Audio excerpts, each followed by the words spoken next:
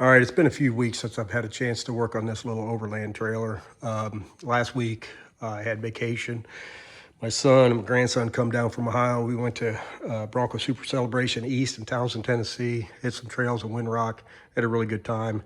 And let's face it, I mean, I wanted to get this done by then, but there's just too much work. And with my work schedule, trying to get everything done, it's like anything. I know y'all understand what I'm talking about. You know, just you can't work on the things that you want to work on. Something always comes up. But I figure I'd give you a quick update. I've got my wiring all ran. I've got my PEX lines ran. I've got my water tank and vent over there installed on that inner fender. I'll show you how this is going to work. This little gas cap over here is from a Jeep. Got it on Amazon. I can't remember how much it was. It wasn't much, 14, 15 bucks, something like that. But it's going to cover the inlet where I fill up. And this right here is going to sit flush on the floor. So when you go to fill it up, you're just going to pop the top and fill your water tank up. I want to go with a rustic look, more military style. So I've got this battery pack. It's a 100 amp hour battery pack, lithium ion, and it's been hooked up to this 6-gang bar switch for 2 weeks now. And it's still at 100%. And it's not drawing anything other than these LED lights. But I wanted to make sure that, you know, I didn't have a parasitic draw or something like that. But you basically have one switch going to power your board, your circuit board over there on that side, or your power port. And then this side over here is going to power this side. And then you got your water pump in the middle. And then, so basically all you're going to do is, I don't have anything mounted yet. So it's still kind of loose. I haven't bolted anything down. This is just a dry rig and a temp install basically, just to see how things work. But one thing I want to do is get a piece of diamond plate aluminum to kind of cover this whole area behind this instant hot water heater. With the shower enclosure, the way it's designed, it's got a flap that comes down to where you could get inside like a crossover or SUV or whatever with the window down. This right here will give access to this instant hot water heater. And I found these little metal baskets on Amazon or Facebook Marketplace. It was like 3 of them for 40 bucks, but I'm going to put it over top of the water heater. That way any kind of branches or whatever will allow it to protect it. And then it's going to be hinged to where when it opens up, I've got the bungee nets for like motorcycles. That's going to be on the inside. That way you can put your shampoo, conditioner, or whatever on the inside. Then when you're not in use, close it up. It'll protect the hot water heater. But how this works is you turn on the propane gas. And I went to that camping event and they got like a 10-pound propane tank for 200 bucks. I'm not paying that. I'll just carry a 20-pounder. I mean, it's ridiculous that you go half the size and you got to pay 5 times more of the money. But the way this hot water heater works is pretty cool. It runs on 2D batteries and propane. And as soon as you turn on the water, it ignites. And it will get up to about 32 C, which is about 90 degrees, which is perfect. Well, now it's going to make a liar out of me. Oh, that's because I got it on winter. So when it's in winter, it's going to use all the burners. So it's going to get pretty hot. Yes, that's pretty hot for the summertime. But if you switch it to summer, and then turn it on, it's going to get about 30. It's only going to use one burner. So it's cooling down. It's going to be about 90 degrees. And that's a lukewarm shower. In the summertime, you don't want it real hot.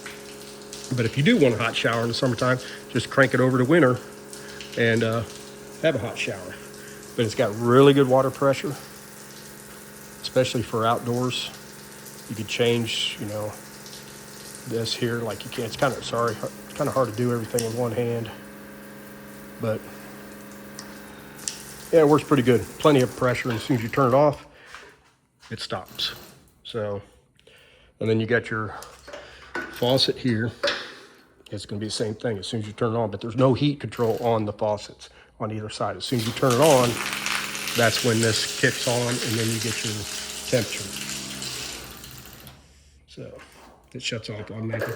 Pretty cool little setup.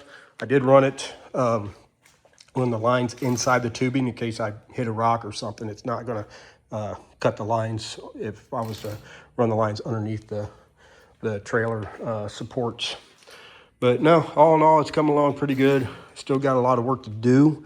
Still got a lot of welding I got to do. I've got everything kind of tack welded right now. So I got to go through and clean everything up, weld everything. I got my rooftop tent. I'm going to have to have it, let's see, when it's mounted, I'm going to have to do another bar, probably about right here that goes all the way across, because I want that to be supported all the way across with my rooftop tent. Because it's not going to fold, it's not going to come over to the side. It's going to unfold towards the back. The ladder will come down, the gate right there, you'll walk up, climb up the ladder, and then this whole inside, I'm going to get some screen. I already got screen for my big trailer just for the ramp door. Pretty cool. It's held on with Velcro and magnets in the center, but I'm going to have them make it. You could custom make it any size. Just tell them what you want, and they'll make it for you. And then that way, I'll roll it up, and then I could also just unroll it down, and this would be a nice area. I've got a table, a metal table that I got off of Marketplace as well. And we'll mount it right up here, and I'm gonna have it hinged to where it will come up. And then that way, once we unpack the bikes or the boat in the bag, pontoon boats or whatever I'm hauling in here, we can get in there and, play cards, have a dining room table to eat, and go from there. But yeah, it's coming along. Like I say, there's still a lot of stuff I need to do, but this thing's kind of getting annoying. I don't know why it's pressurizing like that, but it is. I got one little small leak, but I'm not going to worry about it too much. It's only when it's under pressure. That's probably why that pump is kicking on. It drips like one drip every 30 seconds. And it's right here in this corner. You kind of see down here, it might, I don't know if you can or not, but it's down in that little corner. It's not that bad, but I know what happened. The PEX line was bowed up here and it came down. So I had to cut it just right so I could get it, right here to where it would come out. I put the elbow on it and it wouldn't come through the hole. So I got a pair of hose pliers and a screwdriver, was trying to, pivot it, move it, whatever. And I think I messed up the barbs. Like I say, it leaks one drip about every 25 to 30 seconds. So I'm not really going to be too concerned, and it only does it when it's under pressure. So once, if you take the pressure off, once you take the pressure off, it stops leaking. So, like I say, I'm not too concerned about it too much. Sorry, my fingers are in the way.